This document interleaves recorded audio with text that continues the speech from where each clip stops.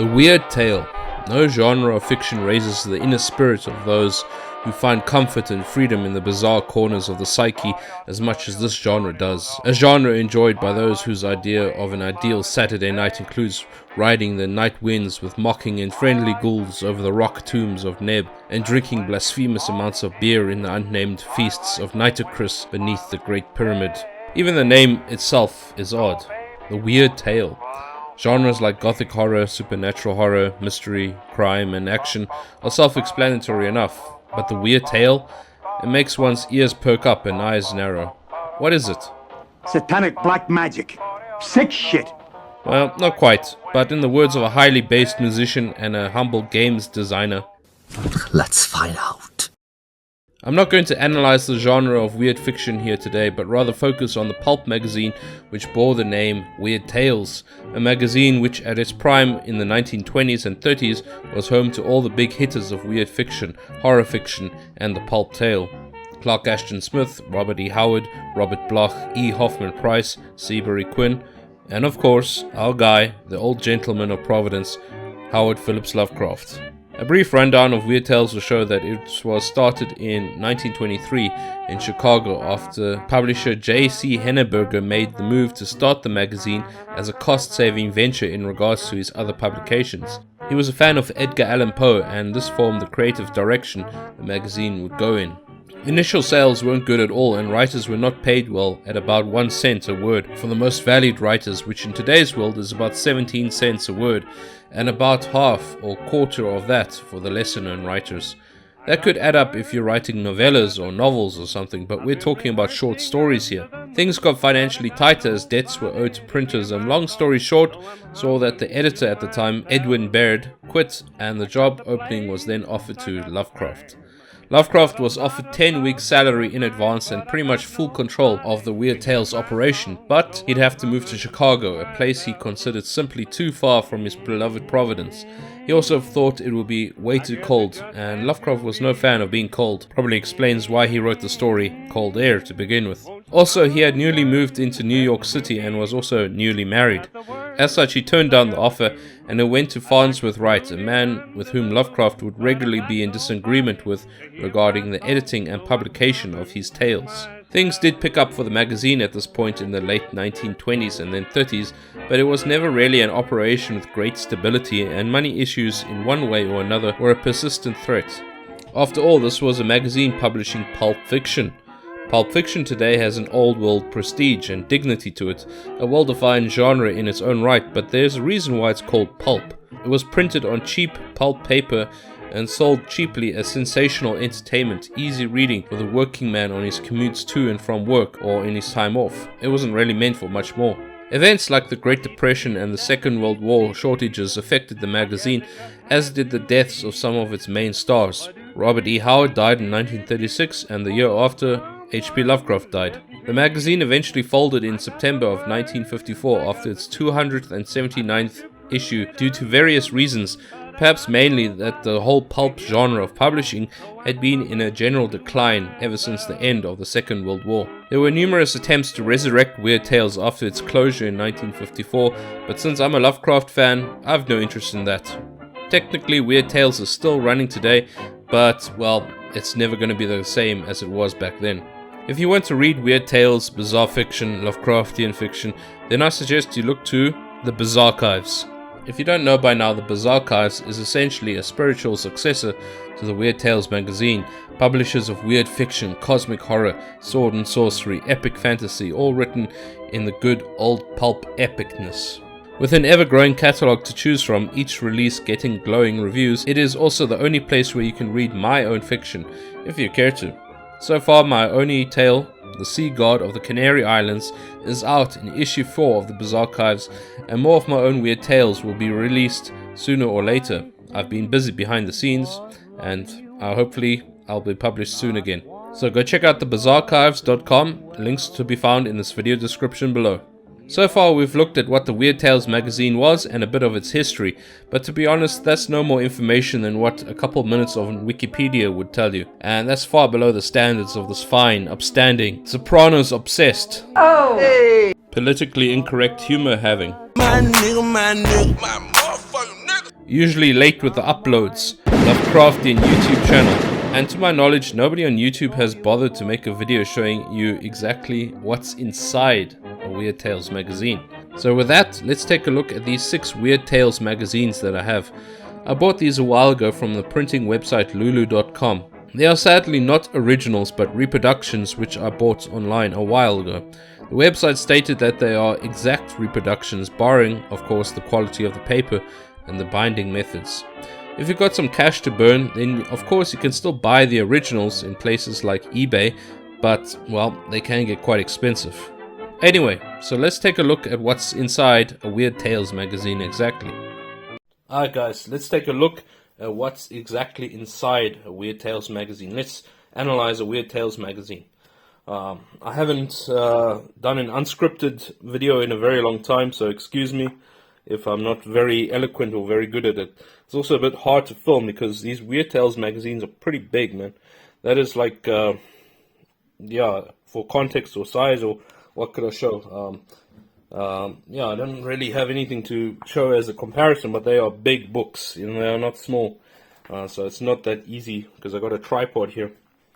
But yeah, so all of them seem to have gone through some changes regarding the font that they've used over time. The earlier ones seem to be a bit more generic, and then eventually they came to settle on this sort of style, as you see here, here, and here.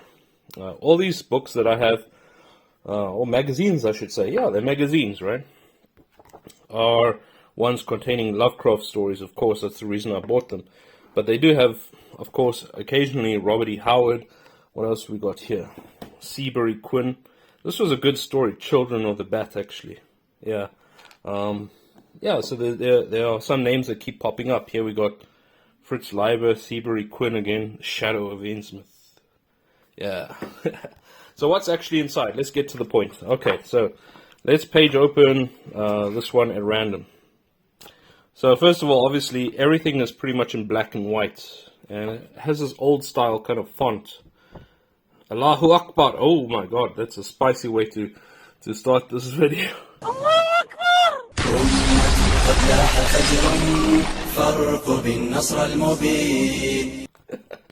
Please don't demonetize me for that phrase, that lovely phrase, where nobody gets killed after.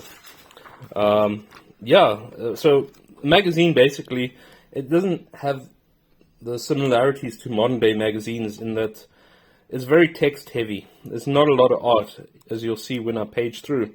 There is art, and we'll get to that later, but for the most part, it's just text, text, text.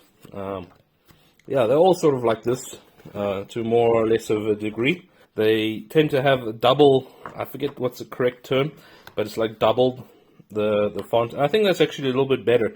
With such a big magazine, if you have to put your eyes like this constantly, as opposed to like tuck, tuck, tuck, tuck, tuck, I think this is more comfortable to read, actually. So, very good on their part to do it like this. Magazines, of course, need to make some money. They cannot just survive on sales alone, so they need to get paid by certain companies. So what do we have here? Listerine. Oh, the mouthwash, right? Isn't that right? Yeah, it's the mouthwash. But here they have something about infectious dandruff. So yeah, they have to have these adverts in the magazines to make a little bit of more profit. Of course, the adverts back then look very different from what we have today, isn't it? So here we have actual like a cartoon, hand-drawn cartoon. Obviously nowadays everything's computers, but nonetheless, even so, the style is very archaic. But I mean, when was this one made? Actually, January of 1942. So yeah, it's quite a while away. But yeah, man, pretty much that is all that's inside a Weird Tales magazine. Of course, we can talk about the art, and let's do so. Is your rupture getting worse? As I say, they had these old style of adverts, and you could also cut out things and then fill out your name, street, city, and send it off, and then you would get something in return, or like a subscription order or something like that. That just also kind of shows like what these magazines were about. These were pulp magazines. They were not meant to be kept. So yeah, you were going to get a pair of scissors and cut everything out. It didn't really matter because it's just a pulp magazine. It's not something that you value too much and store away and read again and again and again. It's something you toss away, which is a shame because you have Lovecraft in it. And it's not just me being a fanboy. It's Lovecraft being a fucking great writer, you know. So yeah, we'll look at some of the art in the Weird Tales magazines. Here we have the art for The Shadow of Innsmouth. Horrifying novelette by H.P. Lovecraft. Yeah, the art came in various styles in the Weird Tales magazines. Here you see something not really sketched by pen, which is the typical way of doing it. I don't know how they created this art, or what that really has to do with The Shadow over Innsmouth. So these aren't typical deep ones as we know them in modern day depictions of deep ones. These look a little bit different. But you've got to realize at the time when artists were commissioned to make the art for stories, they were given a sort of really rough outline. They didn't have time to sort of inspect the stories in depth, and really come up with art which really represents what the story is about, So that's why you get like this. If you saw this, you wouldn't think, oh, that's The Shadow of Innsmouth. No. But nonetheless, that was what was chosen to represent. You get other art like this, which is more sketched. Death Thumbs a Ride by Robert Arthur. I don't know who that is. I haven't read this story, but showing you an example. I'll show you a better example, actually. This magazine seems to have art which is more high resolution, I should say. Something like that. The Phantom Slayer by Fritz Leiber. That's not a bad one, actually. But you'll see what I mean now. This is sort of like more high resolution art. You compare it to, for example, The Hairy Monster. What a name. By Neil Miller. Actually, I read this one a few nights ago. Yeah, well, there's The Hairy Monster. But the art style, you can see, it really looks like it was sketched out using a fountain pen. I really like this. Because if you think about it, right, you have art where it's clearly a great piece of art, like something like, okay, take that for example, right? And then you have the text. So clearly you got one guy doing the art and one guy doing the text, right? But here it's like this Neil Miller, for example, wrote out the story, and then afterwards he made a quick sketch using the same pen that he used to write the story. And for me, that's like it's all coming from the artist, as it were, from the writer, rather, I should say. I kind of like that, It's like if a creator does everything, it's all coming from them. I don't know. I like that. I like that sort of touch. Like if a musician does their own album cover or something. Here again, you see the sketching type of art as opposed to the more like higher res, as I showed earlier. It does seem like Weird Tales did some alterations. So for here, you have 3 columns of text as opposed to 2 columns, and these are smaller. So Dagon, yeah. Again, just a sketch, but I kind of like that. I really do. And if you look here at the back, we have the adverts again. A lot of adverts for various products. Beware, pyorrhea. What the hell is that? I don't know. False teeth or torture. Save your teeth before it's too late. Pyorrhea. What the? Floor lamps for $1. How cheap everything was. Fat, the enemy that is shortening your life. Be banished. How intolerant of the fat acceptance movement. We can't have that. So, yeah, we have a lot of adverts like this. But, of course, these magazines were trying to make a profit and keep costs down. So, dedicating a few pages to adverts was a way to make some money. Yeah. Something else I noticed in Weird Tales magazines, and magazines like that, is there always seems to be a slight tinge of eroticism. Now, I'm not out there looking for it, but I did notice it. So, you have a lot of covers. This is just one example of a woman like this, you know, very erotically drawn woman in various positions. Now, I read the story, and then she got executed because she betrayed the children of the Bat, which was a cult. Not at all Lovecraftian, but just a great pulp story. So yeah, it's not. I should say that when you buy a Weird Tales magazine, don't think they're all going to be cosmic horror, weird fiction necessarily. Some of them are just generic horror, adventure tales, things like that. So it's really a mixed bag what you're going to get. But as I was saying, there's always seems to be a bit of an erotic tinge in, not always, but in some stories, you know. The way the woman is described in the story, it's just, wow, man. Long story short, she has a great pair of tits. The writer, Seabury Quinn, he made some efforts to point this out, but it made the whole story, I don't know, it's supposed to be sensational, you know, something like, whoa, that's kind of hot, oh, that's kind of gory, oh, that's kind of, wow, what an action scene, you know, that's what was selling, you know. That probably explains why you had some eroticism to it. So you also see it in the art. I guess that's lo-fi enough that I can show the titties. Yeah, baby. Look at those. That's not even 240p resolution titties, but yeah. Anyway, yeah, so you had scenes like this in some of these magazines, which were it was designed also to sell, right? So think of it, sex sells. So if you have something like that on the cover, you're thinking, whoa, cool, I want to see that. What's that about? You also have, there's always we live in this fucking nightmare clown world where women can't be women and men can't be men. You know, we all got to be fucking equals and things like this.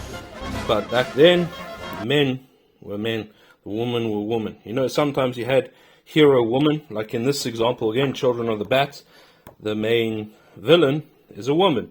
Right, and she's very powerful, strong, dominant, and all that sort of thing, but also very feminine. And that's something we don't have these days anymore. So you had this old world element, feeling of sexuality, which was good. You know, I'm not going to get into all the philosophies about this sort of stuff. I just wanted to show off what's in. Yeah, some of the art is very, very faded. But as I said, these magazines. These literal ones are supposed to be 1-for-1 copies, so all the imperfections in all their glory are also there to be found.